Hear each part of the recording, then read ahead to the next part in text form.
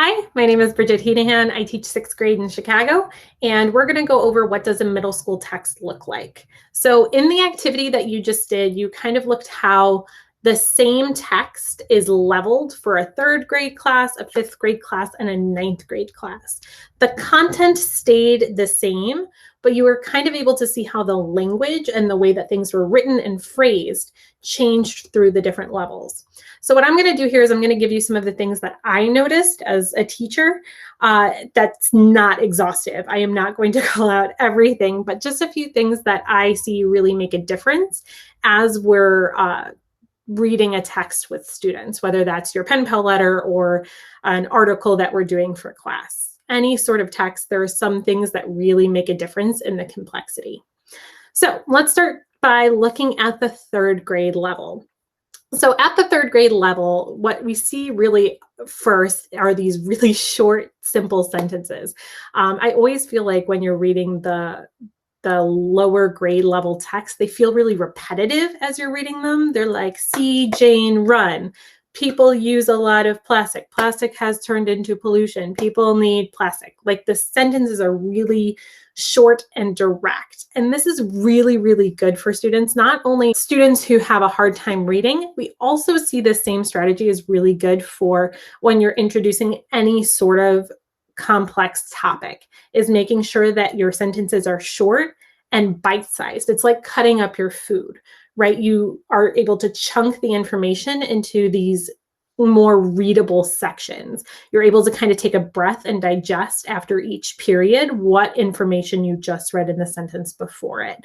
It's that old, is it a joke or is it like just a saying where it's, how do you eat an elephant? One bite at a time. And it's the same idea with sentences. Whenever you're introducing something complex, or if you're writing for a student who's below grade level or just has a really hard time reading, these sentences that are just short, direct, make a huge difference. Also in the 3rd grade level, I want you to notice the language that we're using. All of the words that we see here are words that we would use in everyday conversation, including like bits of plastic, and germs are things that you might talk to your mom about, or that you would read in a book that was about, you know, a kid living their life, a fiction book, right? Or Harry Potter even. These kinds of things are words that kids see a lot and hear a lot. So the words are able to kind of trigger something in their brain a lot quicker than something like microplastics or bacteria, which are very specifically science oriented. So using these everyday words in these really simple sentences, make sure that this level of text is really, really readable for our students. As we move on to the 5th grade section, we see a couple things just kind of taken up a notch. So the sentences are now longer. So we're able to see like this really complex sentence, well, not really complex, but more complex sentence that are used to be companies make tons of it each year. And now is just this really long, and we see a comma in there. Description of not just that they make a ton of it, but specifically how much they make. Now, is it necessary to know exactly how much they make? Probably not. The kids are not going to be able to rattle off 420 million tons of plastic just in their everyday conversation, but it does add a little more context, a little more information. It's not just a lot, it is 420 million tons of plastic that we see it using. So when we're looking at this, we're getting these longer sentences with more details. The vocabulary that we're seeing is also a little bit more specialized. So we still see mostly words that kids would use every day, but we also see some words that are a little more, not obscure, but less used in everyday language. So produce is an interesting one because it can also be pronounced produce. So they may make the connection to, you know, vegetables at the grocery store, but it's fairly common enough where they'll be able to recognize it, and it's a word that they can sound out. Traces is another one of those examples where they can sound it out, but it isn't something that we would use every day unless, you know, we're really obsessed with like true crime podcasts and talk about traces of blood in places, right? Or if it's a part of your job. Maybe not traces of blood, but traces of other things, or traces of blood. But it's not something that most middle schoolers would use on a daily basis. So we see this kind of more advanced vocabulary. We're not super obscure here, but we're getting a little more advanced with our language. So before we move on to the 9th grade level, you may have noticed that there's a sentence missing from the 9th grade level that was included in both the 3rd and the 5th grade readings. And that's that kind of introduction sentence that say, like, people use a lot of plastic. We use plastic every day. In the 9th grade level, they completely eliminate it. They get rid of it and they go straight into that company's producing sentence. And the reason why we include it in the first 2 levels is that it helps us comprehend what we're reading. So there's 2 kind of parts to how we learn to read. So we learn to read the letters and the sounds that they make and how to physically read what it is. It's called decoding, right? So we use plastic and sounding out the words in our head and being able to say them aloud. The other part of reading is understanding what it is we're reading. So once we get really good at decoding, we can also be understanding what it is that we're reading at the same time.